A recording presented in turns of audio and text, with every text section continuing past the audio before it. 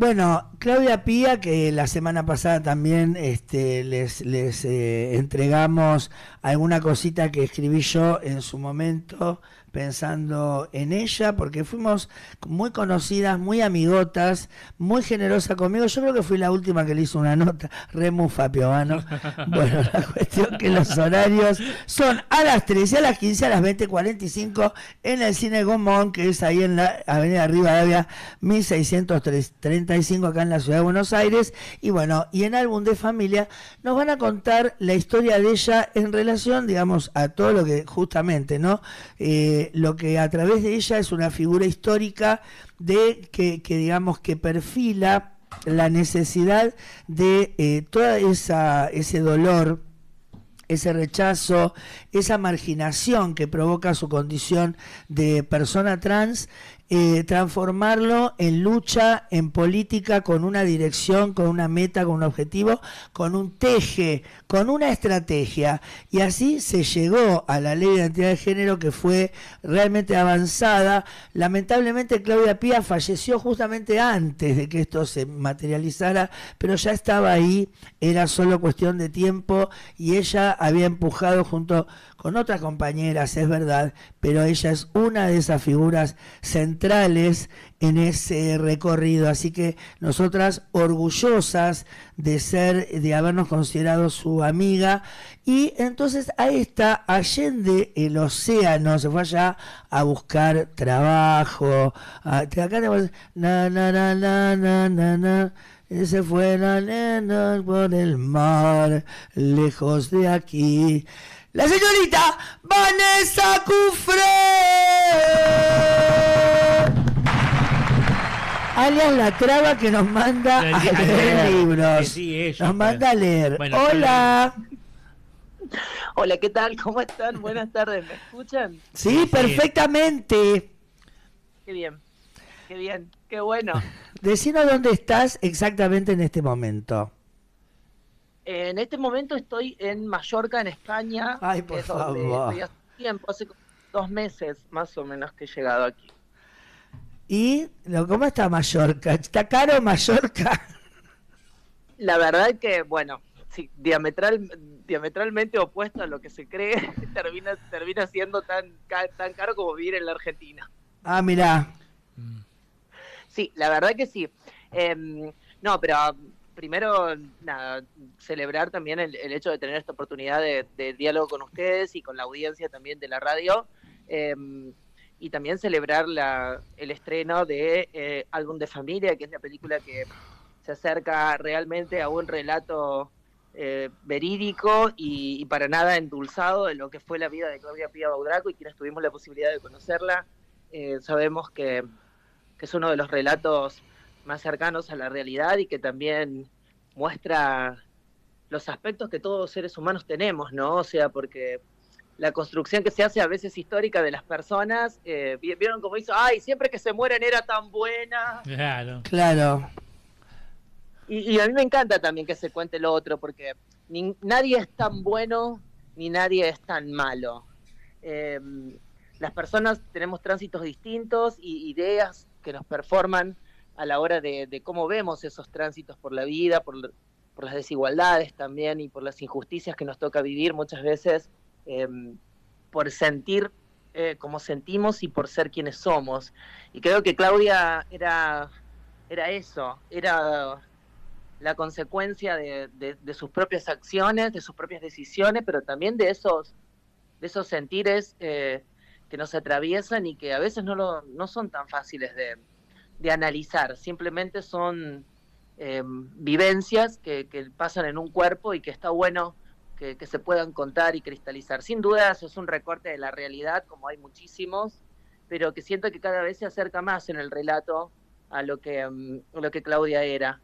Sin dudas también entiendo que se van a seguir construyendo relatos sobre la vida de Claudia, porque merece que así sea, que también se van a acercar en todo su conjunto, entre todos, en algún momento, a la historia real, ¿no? Que quizás, según quién, tiene muchas aristas y muchas facetas. Así que yo celebro también eso, porque es una oportunidad para que un montón de gente conozca la historia de Claudia, que merece la pena conocer, sin duda. ¿Qué te parece? Para nosotros, aparte, un honor, ¿no? Haber estado cerca de ella y en el caso tuyo, formar parte también. Bueno, yo también, ¿no? Porque nosotras nos juntamos a raíz del tema del cannabis medicinal. Porque viste que la traba y todos nosotros tenemos muchos frentes en la vida, ¿no? Y ella tomó, digamos, la idea de la organización de la lucha para generar una fuerza que pudiera incidir, ¿no es cierto?, por supuesto, políticamente, y ese fue el mayor legado, yo creo que a cada uno de esos colectivos, y yo la conocí más que nada, bueno, por supuesto en el colectivo VIH, y en el de la diversidad, y en el tema del cannabis medicinal, pues ella estaba en todo, vamos a decir la verdad. Sí, sin dudas, era siempre que hacía su presentación y cuando le preguntaban quién era, abría un abanico de luchas, claro, de defensa de derechos, de conciencia en relación a distintas prácticas de la vida que los dejaba al resto boquiabierta, como también nos pasó a nosotras cuando la conocimos. Era una persona que solamente con el relato de su experiencia de vida te hacía repensarte, ¿no? Te incomodaba, ¿no? Claro, te interpelaba. Esa otredad que incomoda era Claudia. Y que invita también, ¿no? Porque era generosa en eso, o sea, no era soy yo. Ella. Claro. Era argumentativa, sí, no intentaba tener una postura y plantear su verdad, sino que le gustaba argumentar, le gustaba debatir. Después que terminaba de explicarte algo, te preguntaba, ¿y vos qué pensás? ¿Estás de acuerdo? ¿Qué le cambiaría?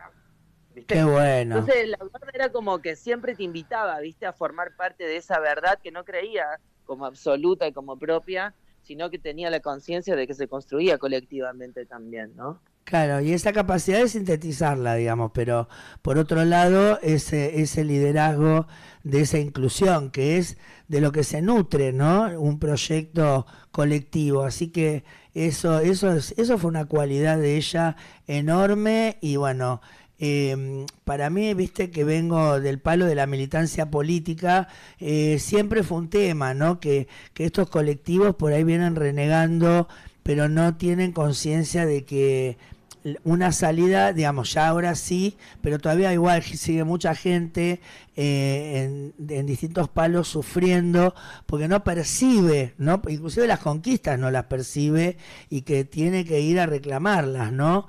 Pero sí, bueno. O se naturalizan y se asumen claro.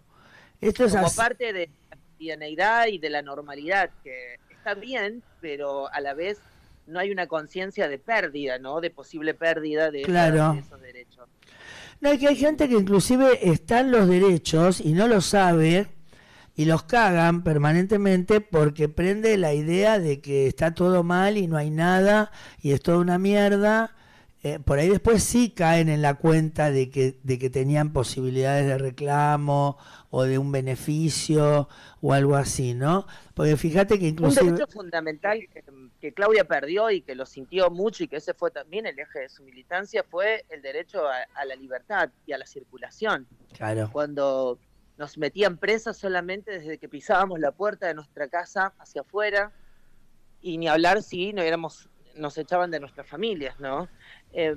Claudia eso lo entendió muy bien y cuando vino a Europa fue cuando comprendió la magnitud que podía tener si el Estado no era el que te perseguía, si el Estado era el que en algún punto acompañaba ese derecho y con esa idea volvió a Argentina para dar inicio y fundar la organización trans ATA allá en 1993, ¿no? Y aparte de otra cosa también, la conciencia de que había una lucha, la da, no, que había una lucha sí, pero que había una posibilidad de incidencia, la trae el HIV, ¿no es cierto?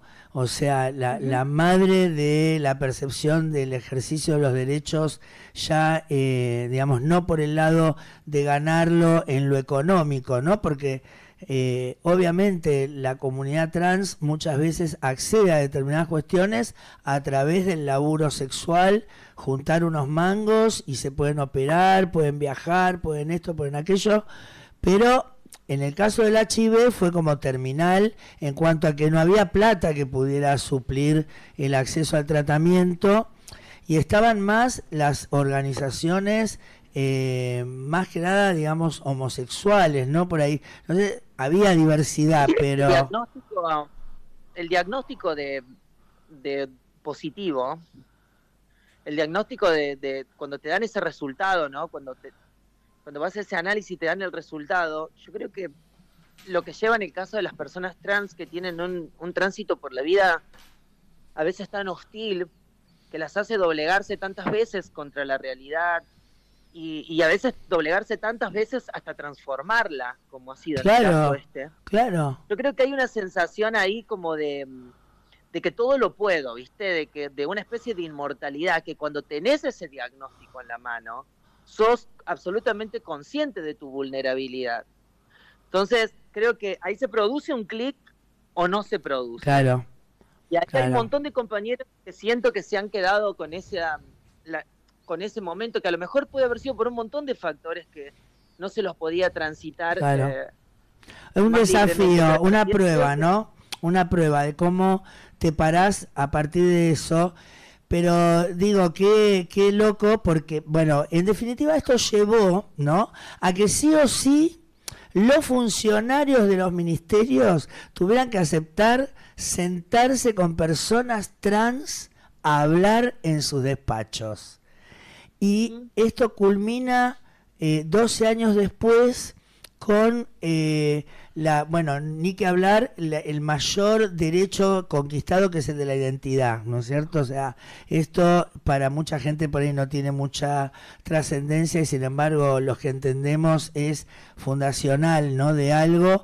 Y la cuestión de que fue la cuestión trans fue una de las cuestiones que quiso manejar el ministerio para dar una respuesta global, que no se llegó seguramente, pero digo, al punto que se llega a través del HIV, pero de la concepción de somos un colectivo que tenemos una presencia, ¿no?, que nos da esto, esta visibilidad que se empezó a decir, ¿no? Empezamos a discutir. Creo que ese concepto, viste, que hoy desde los feminismos y desde muchos espacios que presentan, podríamos decir, un diagnóstico más acabado de la realidad hoy y cómo la vulnerabilidad de los seres humanos y por sobre todo en relación a los derechos se percibe mucho más en diferentes cuerpos, que es este concepto de la interseccionalidad, ¿no? Ajá.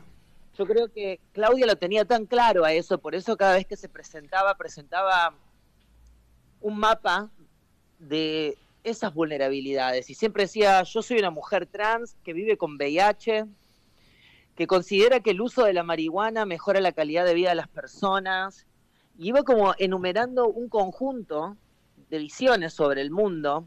Cuando hablaba cuando una vez distintos videos y entrevistas que se le ha hecho, Claudia hablaba de la realidad que nos atraviesa como pueblos latinoamericanos, claro, que fuimos colonizados bajo una misma idea, implantados en una religión de pensamiento y que por eso también vemos y percibimos el mundo como es, con todas las carencias. O sea, hablaba de esto más grande y que también es algo que hoy me toca tan de cerca. Yo el próximo viernes voy a estar en el Instituto de Desigualdades que hay aquí en Barcelona, invitada a una charla. Hace unas semanas estuve en diputados de ahí en Barcelona, estuve en el centro LGBTI atravesando distintas etapas de un proceso también de formación crítica que tengo que tener en relación a un contexto nuevo, que es esta Europa que siempre nos vio desde otro lugar, que cuando llegaron a América llegaron bajo el concepto de buscar una manera de adaptarnos de todas formas, económica, culturalmente, religiosamente, y que sabemos que ha tenido también resultados catastróficos para muchos pueblos y para muchas realidades, ¿no? Ahora vos fíjate que Claudia... Lo que nos atraviesa como pueblos originarios, por ejemplo, en Argentina.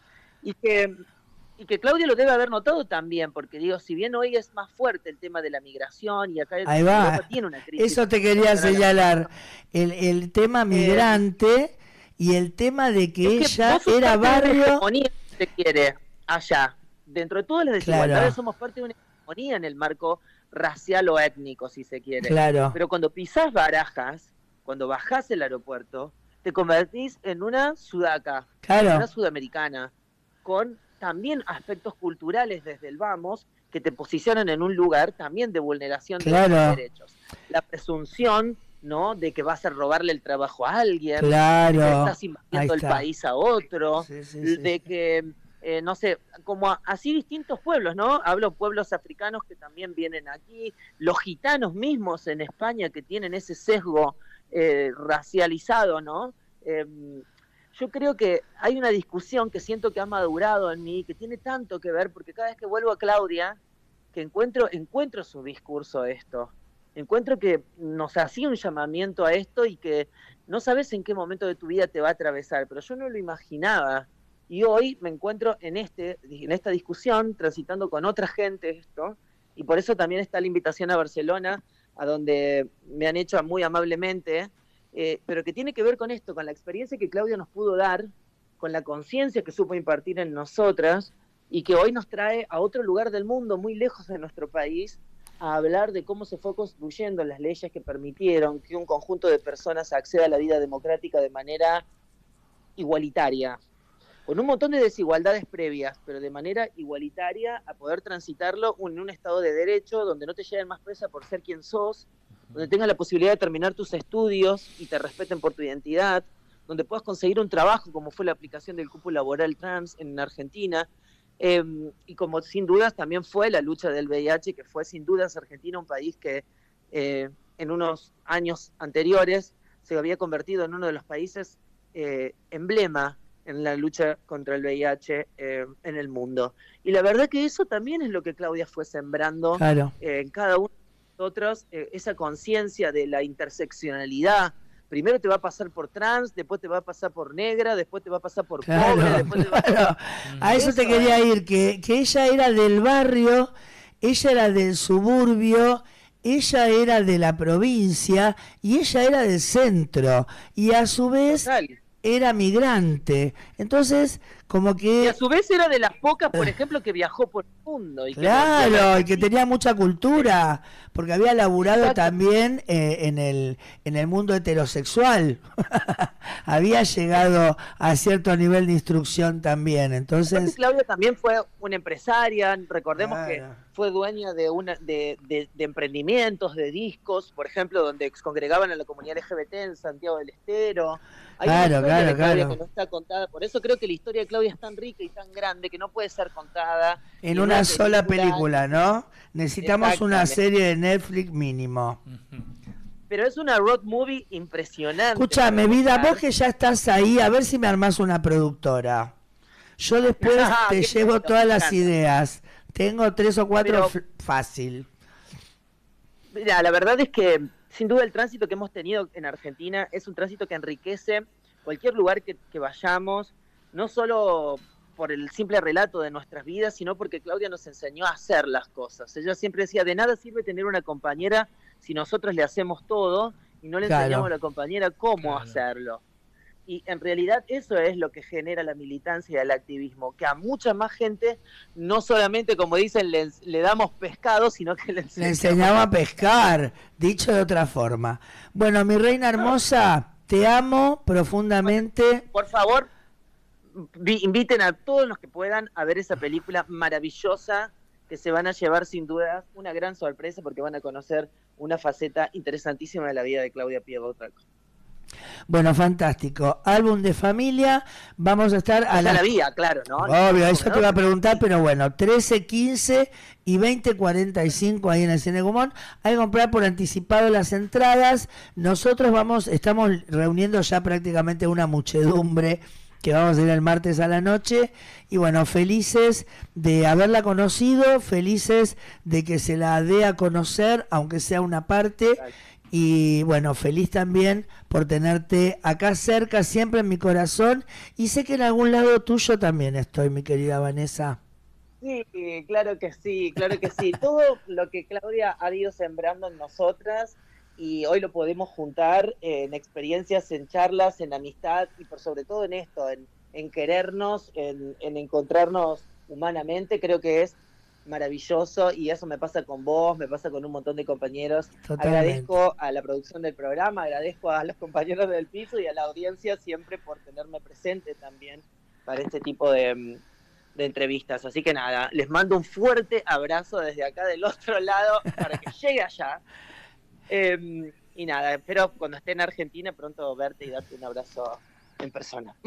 Totalmente, mi hermosa, te amo y bueno, tal vez en algún momento vaya yo allá, Igual. vos ya estés radicada, inclusive me puedas dar Bienvenido. alojamiento.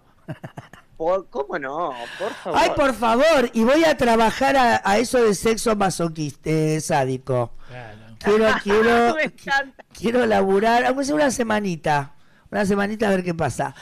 Por probar no 15:44. se pierde nada. Exacto, 15:44. Un abrazo, un beso, un cariño transatlántico a la señorita Vanessa Cufré. Saludos, Vanessa.